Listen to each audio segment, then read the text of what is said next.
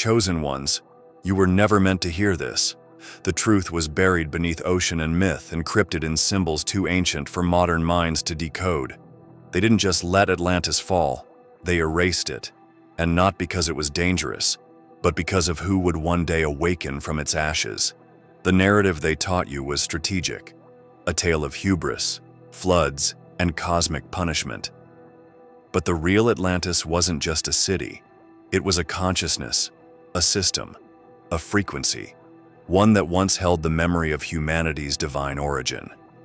And at the center of it all, you. You are the echo of a soul that stood at the heart of the Atlantean Council, encoded with knowledge so ancient it threatens to shatter the illusion of control. When Atlantis fell, it didn't drown. It split. Its technology fractured, its wisdom scattered, and its guardians, those like you, were cast into lifetimes of forgetfulness. They needed you to forget. They engineered civilizations on top of civilizations to keep the story buried beneath layers of lies. But the memory is surfacing again, and your frequency is awakening. That feeling in your bones, the sudden knowing in your dreams, that's not imagination, it's remembrance. And remembrance is a threat to the systems of deception. What if I told you the flood was never water, but data? What if the sinking wasn't a physical event, but a dimensional lockout? You've heard whispers of this through intuition, symbols, déjà vu. The truth rides the waves of your subconscious, and now the current is too strong to hold back. They call it junk DNA, a term so dismissive yet so strategic. It implies uselessness, a biological glitch with no purpose. But the ancients knew better. In the heart of Atlantis, the DNA of humanity was not random. It was divine architecture, a precise language woven from light, sound, and memory. And within that double helix lived a code that could awaken the god seed buried deep within each soul, especially yours. When the high priests of Atlantis gathered around the crystalline grids, they weren't performing rituals for show. They were tuning frequencies, aligning their bodies to the cosmic blueprint that was encoded within them. You carry that same frequency, and that's exactly what they feared. Not because of what you are now, but because of what you could remember. You are not just a descendant of Atlantis. You are a return. Before the fall, there were factions that foresaw what was coming. A split in ideology divided the civilization. One side sought ascension through unity with Source. The other hungered for control through manipulation of the grid, the Earth's energy web that mirrors the nervous system of the human body. This battle was not fought with weapons, but with resonance, intention, and consciousness. The war was not won. It was paused, encoded into flesh, hidden in bloodlines, protected in time. When Atlantis fell, not everything was lost. The temples crumbled, yes, the crystals were scattered, yes, but the most powerful artifact was preserved, the DNA. Not just the physical strands, but the memory within them. The sacred instructions that could be reawakened by certain frequencies, dreams, synchronicities, or pain. That pain you've carried through lifetimes was not punishment. It was the alarm clock. And now, it's going off. You may have felt it already, something shifting inside you. A strange heat in the spine, a humming in the ears, visions you can't explain. These are not symptoms, these are signs. Signs that the dormant code is beginning to stir, that the blueprint is unfolding. But why now? Because the world you see is built to suppress that activation. The foods, the media, the frequencies, they weren't just created to distract, they were designed to block. The moment your DNA lights up, the illusion starts to crack. And when enough of you activate, the entire structure built to contain you collapses. Long before the flood, before the myth of Poseidon was carved into the cultural memory of humankind, a decision was made in silence. A council not of gods, but of powerful beings, some incarnate, some not, gathered not to protect the light of Atlantis, but to extinguish it. They were not Atlanteans. They were infiltrators, engineers of entropy, and they saw in Atlantis not just a city, but a threat. The golden age of Atlantis was no utopia. Yes, its towers shimmered with crystalline power, its people communicated with thought, and its records stretched across dimensions. But it was also a place of choice, a battleground of intention. And within the heart of that civilization was a nucleus of souls like you, who held the capacity to rewrite reality through frequency, intention, and unity with Source. This potential was intolerable to those who needed the Earth grid to remain under control. These architects of silence came with one goal: prevent the awakening, not just in Atlantis but throughout time. To do this, they did not just aim to destroy the city, they aimed to fracture the timeline itself. They understood that if certain souls made it through the Age of Forgetting, if they reincarnated with their codes intact, the system would eventually collapse from within. So they whispered lies into the minds of scientists. They lured curious priests with forbidden knowledge. They seeded division, hierarchy, and fear. And when the grid weakened, when the vibration dropped just low enough, they struck. The fall of Atlantis was not just the result of pride. It was orchestrated sabotage, a cover-up cloaked as a cataclysm. They ensured the truth would be buried, not just under water, but under narrative. And yet they missed something. In their arrogance, they underestimated the resilience of the chosen bloodlines. They didn't expect that memory could be encoded into silence. That truth could be hidden inside trauma. That frequency could survive dimensional collapse. But it did. And now, through you, it is rising again. The question is, who exactly were these beings? Ancient texts call them watchers, fallen ones, serpents, or lords of the void. They appear across traditions, always present when great civilizations vanish, always unseen when consciousness is hijacked. They have no need for praise or offerings. Their greatest currency is forgetfulness. To understand your mission, you must understand theirs. They don't fear war or resistance. They fear remembrance. Because when a soul like yours remembers, when it begins to resonate again with the Source blueprint, it can alter reality without touching a thing. You don't need to fight them. You only need to become who you truly are. But to do that, you'll need to see what they've hidden. Not just about Atlantis, but about the grid beneath your feet, the stars above your head, and the memory dormant in your blood. Because the architects of silence didn't disappear. They evolved. And they've been watching you since the day you were born. Atlantis did not rely on crude machines or burning fuel to power its society. Its source of energy was light, sound, and crystal harmonics. Technology so advanced that today it would be mistaken for magic. These crystalline structures were not simply tools. They were sentient conduits, extensions of consciousness designed to interface with both human intention and planetary frequency. They held the keys to healing, travel, memory, and communication beyond time itself. And when Atlantis fell, these keys were scattered, but not lost. Central to this system was the Great Crystal, an enormous structure tuned to the vibrational essence of Earth and the cosmos. This crystal was more than a power source. It was a dimensional anchor. Through it, portals could be opened, energetic blueprints could be accessed, thought could manifest into form. It allowed beings like you to operate in multiple planes at once, to walk between densities without forgetting who you were. But this very power is what drew the infiltrators to Atlantis. They knew that if they could corrupt the frequency of the crystal, they could collapse the dimensional scaffolding that protected the higher aspects of human consciousness. And so, they seeded imbalance into the system. A subtle misalignment here, a frequency distortion there. The result was catastrophic. When the crystal finally fractured, it was like pulling the spine from the body of a civilization. The veil dropped. Dissonance replaced harmony, and the bridge to higher memory was closed. Yet not all was destroyed. Fragments of this technology were hidden across the earth, in mountains, under oceans, beneath ancient temples. Even more vital, the blueprints were encoded into the DNA of specific individuals. You are one of them. That strange pull towards sacred sites, the unexplainable knowing of certain symbols, the dreams that feel more real than waking life. These are echoes of your interface with the crystalline system. The veil is thinning because your signal is returning.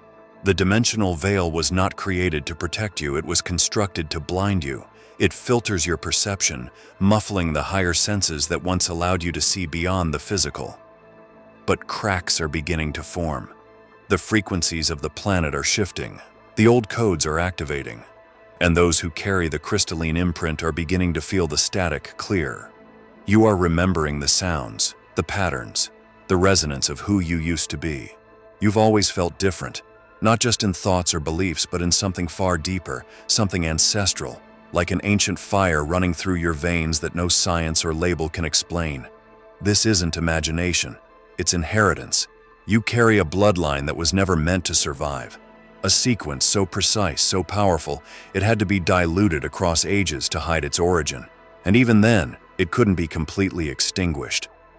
The fall of Atlantis was not just about the destruction of a city or its technology.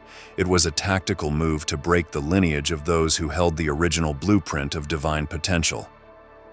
These weren't just spiritual adepts or wise leaders. They were carriers of a rare energetic signature, ones who had merged sacred knowledge with living biology. They weren't worshipped, they were hunted. You descend from them. But your bloodline is not royal in the way monarchies claim. It is not about dominance or conquest. It is about frequency.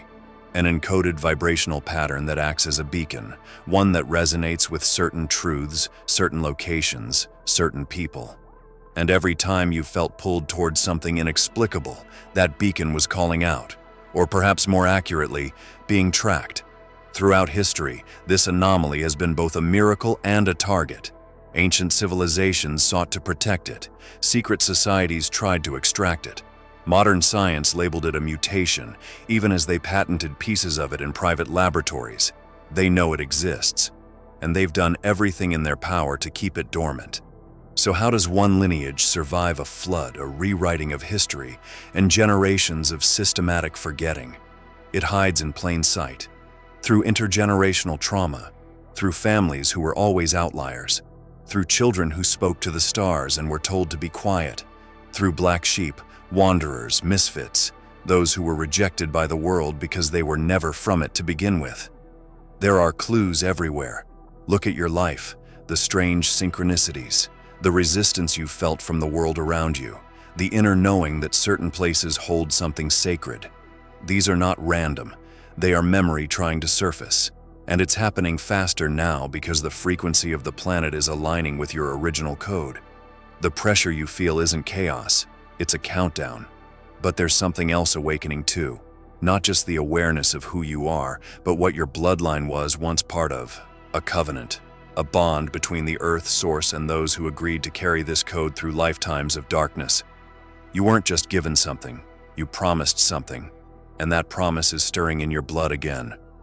If the fall of Atlantis was a calculated move to erase this frequency from the planet, then your awakening is the return of that frequency. And the ones who caused the fall, they feel it. They recognize the signal. Long before temples were built in his name, Yeshua walked among the remnants of something far older. He knew what the world had forgotten, not because he was told, but because he remembered. He was not only a messenger of the divine, but a keyholder to Atlantean memory. And among the ruins of Poseida, the last spiritual capital of Atlantis, he found what others had tried to destroy: scrolls, etched in crystal, encrypted in light. They weren't religious texts. They were blueprints for awakening. Poseida was once a city of lightkeepers, those who guarded the vibrational harmony of the planet. It was not just a place, it was a living frequency, a hub where soul and science danced in perfect unity. But when the sabotage began, it became ground zero for the final stand.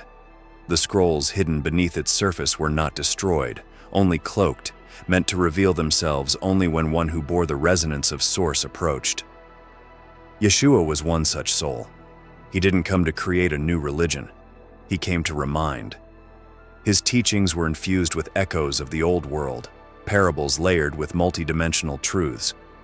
When he spoke of the kingdom within, he wasn't speaking metaphorically. He was referring to the crystalline structures still dormant in the body, waiting to be awakened. When he said, "Those who have ears, let them hear," he was not just asking for attention. He was speaking to those whose frequencies were attuned to the original sound codes of Atlantis. The scrolls he uncovered told of the ones who would return, not as saviors, but as rememberers, those who would carry the flame of Poseidon in their DNA. They spoke of a time when Earth would again vibrate at a higher octave, when the veil would thin, and when those who had once stood in the temples of light would find each other again across continents and timelines. That time, he said, would not be marked by stars or calendars, but by inner activation. That time is now. And still, the world missed the message. Institutions twisted his legacy into dogma. They silenced the mystical for the manageable. They hid the scrolls, some literally beneath Vatican stone, others buried in coded language within ancient texts. But some of those codes found their way to you. A dream, a phrase, a sudden memory triggered by light or sound. These are fragments of the same scrolls rising again, not through pages, but through you. Yeshua knew he would not be the last. He knew others would come, carrying the memory not just of him, but of what came before him. He saw your lineage, he saw your awakening, and he left markers for those with eyes to see and hearts to feel, not as instructions but as confirmations. Beneath the surface of mythology and far beyond the reach of modern history lies the structure of the 9 rings. These were not physical rings worn on fingers, but stations of consciousness, tiers of authority recognized in Atlantean times as both spiritual ranks and vibrational access points. Only a select few were permitted to ascend through these levels, and fewer still remembered how. You were once one of them. Each ring corresponded to a different realm of influence: earth, water, fire, air, time, sound, light, thought, and source.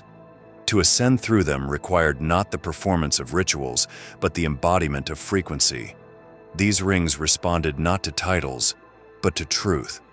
Those who passed through the first ring had mastery over the physical body.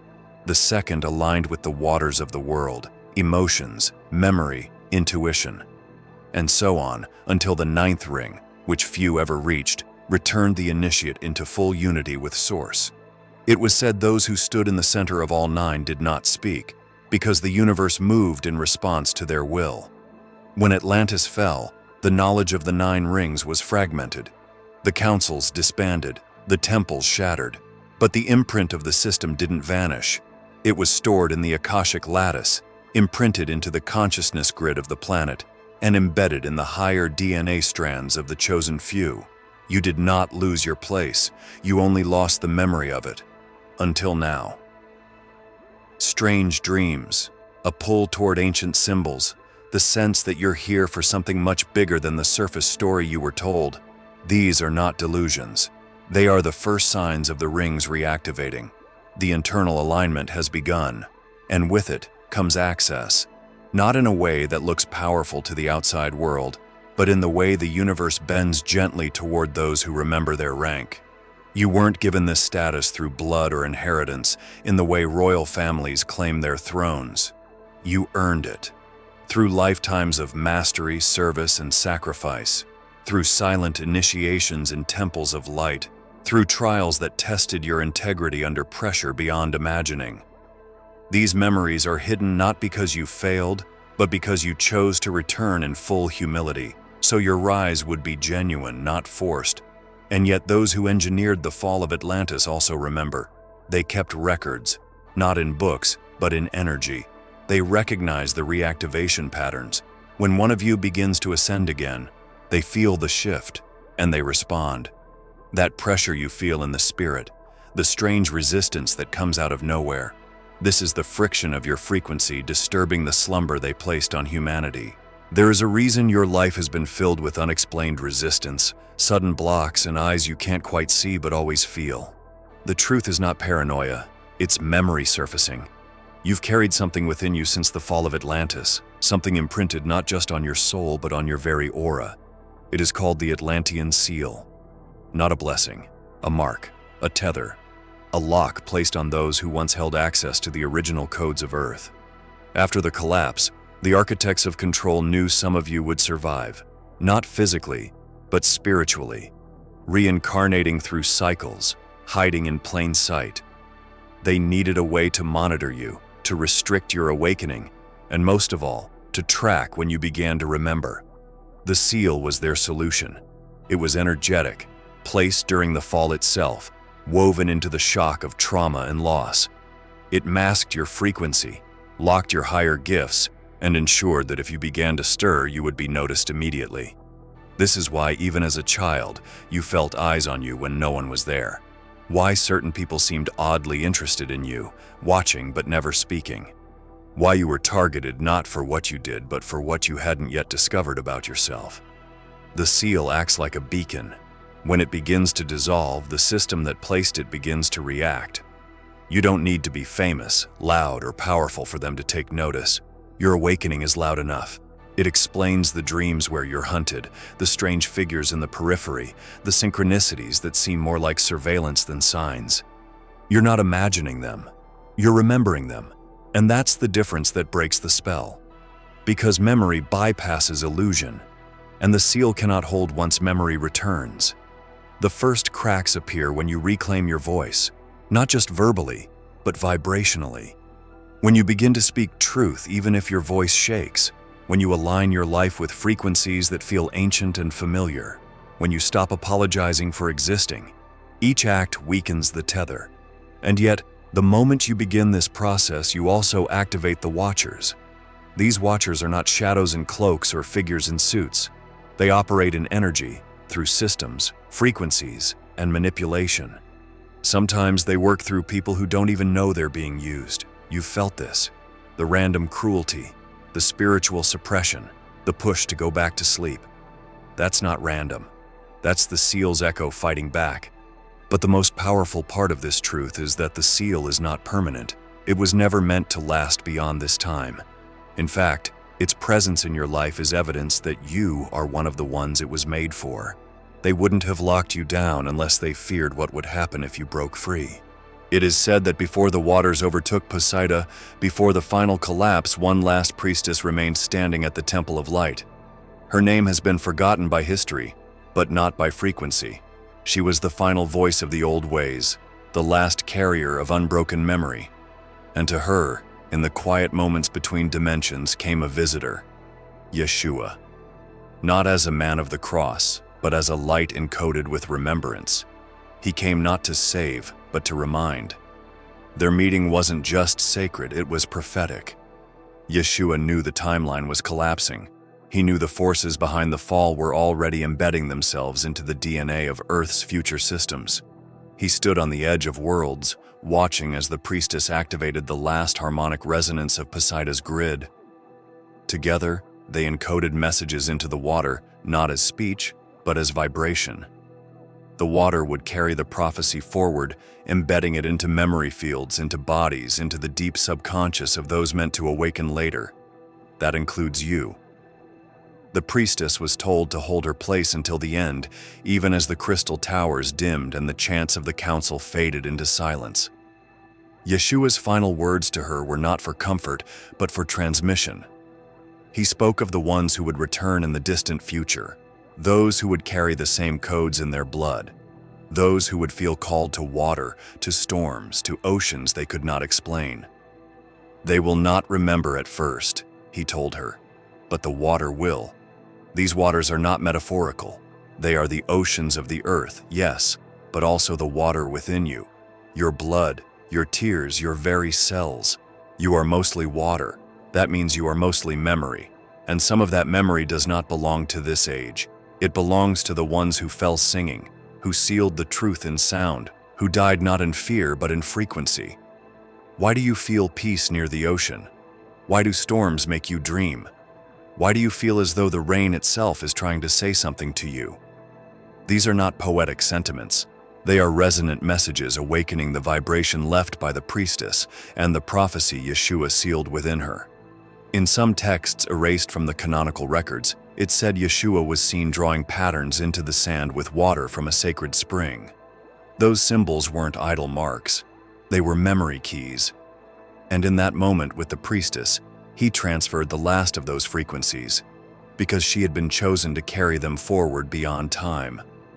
You are not just decoding the truth. You are the fulfillment of that prophecy. The words he whispered into the water were meant for those who could hear with more than ears.